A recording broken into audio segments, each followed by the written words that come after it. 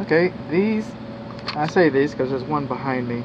This is your fire suppression piping. Okay, so that water's kind of dirty. It'll put out a fire though. But those systems are beyond the scope of this inspection. But what I'm saying is, I don't want people stepping on my fire suppression water line. I know you don't.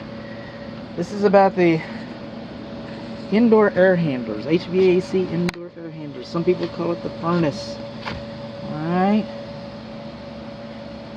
Coming up here. Gas line has a sediment trap. This unit is different than the downstairs unit. We're upstairs in the attic. This is the 2-ton system. And it's different in that it has a care and use manual. It's the same in that the evaporator coil does not have a P-trap and it does not have a secondary, and it's not insulated. Now it's different, this one's different than the downstairs one, is that it does have a safety tray, but it's the same in that it does have a float switch, safety switch, call it what you will. So this has a secondary drain line and a safety switch. That's good, that's good. 2-ton system, it's R410A. It says and or, but we know it's R410. Let's see, we got pretty good access, not excess. More exposed piping over here.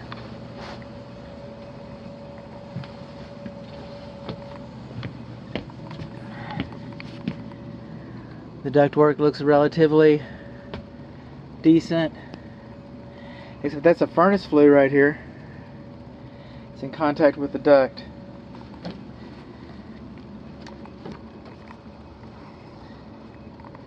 That's a silver can light. Okay. They didn't have to wrap it like that, but it didn't hurt to wrap it like that either.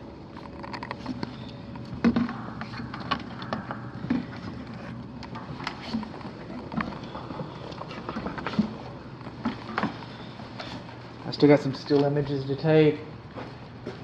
There's the air return.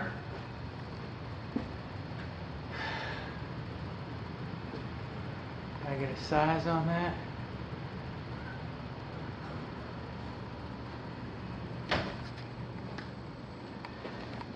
Let's come on downstairs.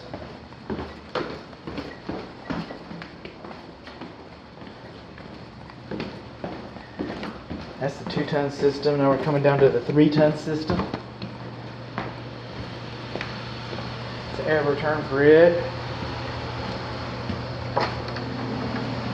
Now I opened up the one upstairs. You can tell because I have a picture of the serial number. And this is the same as upstairs. Let's see what they're going to do. Let's see what they're going to do. Let's see who it is. From Freeport. Good home, this is Bud. Huh. Oh, that's weird. Not really. So, this is the downstairs unit. It's the gas. Primary drain line does not have a P-trap, not insulated. It's different than the upstairs one in that it doesn't have a care and use manual. It's different from the upstairs one because it gets its air filtration here instead of from the ceiling upstairs in the hall. Now you want to replace these filters upon move-in. This is supposed to be replaced about once a month. You need a good baseline.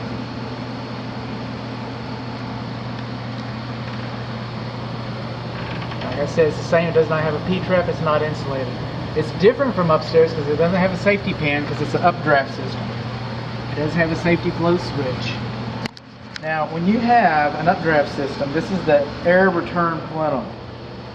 And this air return plenum is supposed to be lined with a galvanized liner. And when this home was built, they weren't doing that. It was 2015 is when that energy code came into place.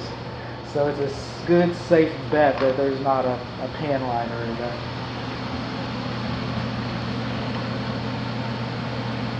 Also, this is the makeup air.